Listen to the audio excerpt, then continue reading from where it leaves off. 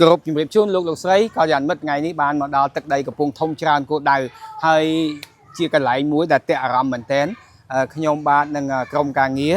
ដែលបានស្គាល់នៅទីនេះគឺនៅតាមដងផ្លូវលេខ6គីឡូលេខ132អញ្ចឹងជាកន្លែងអាហារដ្ឋានមួយដែលជាស្នាដៃរបស់កូនខ្មែរយើងបាទអាហារដ្ឋានមួយនេះគឺរំលេចទៅដោយធម្មជាតិសុទ្ធៗទៀតណាមានទាំងកន្លែងបែបជាលក្ខណៈស្នាក់នៅឯកជនស្នាក់នៅជាក្រុមការងារមានបន្ទប់សម្រាប់ប្រកបដោយប្រណិតភាពសោភ័ណភាពណាហើយមានកន្លែងហាលទឹកសម្រាប់ក្មេងសម្រាប់មនុស្សចាស់បាទបងប្អូនមើលគឺថាស្អាតមែនតើណាតាក់ទាញមែនតើនៅតាមបណ្ដោយផ្លូវជាតិលេខ6គីឡូលេខ132ទៀតណាហួសផ្លូវបំបែកកំពង់ថ្មបន្តិចដែលបងប្អូនជើញពីភ្នំពេញមកបាទគឺថាស្អាតបងប្អូនមើលកន្លែងបាទបន្ទប់អាហារដ្ឋានក្តីកន្លែងស្នាក់នៅបែបជា picnic បាទស្អាតមែនតើរៀបរាប់មិនអស់ទេបងប្អូនមើលទៅធម្មជាតិទៅបាទគឺថាគឺជាស្នាដៃរបស់កូនខ្មែរយើងបាទរបៀបជាការរៀបចំហ្នឹងគឺល្អមែនតើបាទស្អាតបងប្អូនមើលបាទអញ្ចឹងពុកម៉ែបងប្អូនដែលធ្វើដំណើរតាមផ្លូវជាតិលេខ6អាចអញ្ជើញចូលពិសាអាហារឬក៏សម្រាប់រយៈពេលខ្លីក្តីរយៈពេលវែងក្តីបាទមានបន្ទប់សម្រាប់ទទួលរៀបចំជូនបាទអាចទាក់ទងមកបានបងប្អូនណាគឺឈ្មោះអាហារដ្ឋានសូឡាបងប្អូនណាបាទគឺថាស្អាតមែនតើបាទគឺគាត់រៀបចំនេះគឺល្អបាទធម្មជាតិខ្ញុំស្រឡាញ់ពេញចិត្តមែនតើតែដល់ថ្ងៃនេះយើង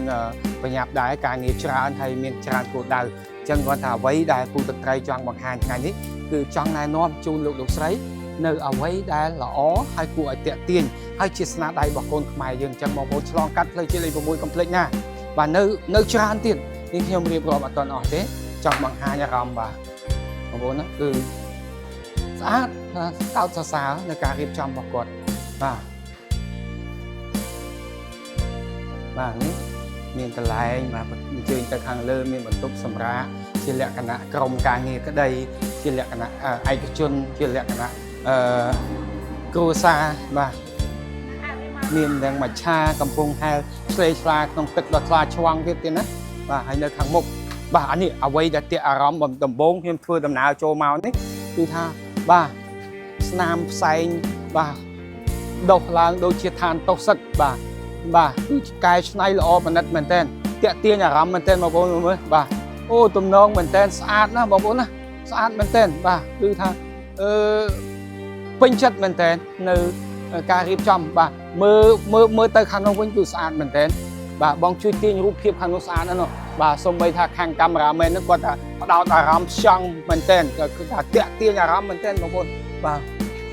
ស្អាតស្រឡាញ់មែនតើបាទយើងមើលពីក្រៅមកបែបធម្មតាទេតែបើបានជើញចូលដល់ខាងក្នុងបងប្អូននេះផ្លាកបាទស្រួលចំណាំមែនតើបាទ Solar Coffee and Food អញ្ចឹងបងប្អូនណា restaurant អាហារដ្ឋានបាទ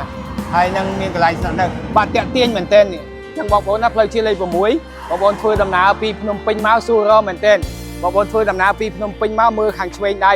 គីឡូលេខ132បាទងាយស្រួលរកបាទ Solar Coffee and Food បាទតំណងមែនតើស្អាតមែនតើបងប្អូនមើលផលិតភាពមែនតើណាបាទតាក់ទាញមែនតើ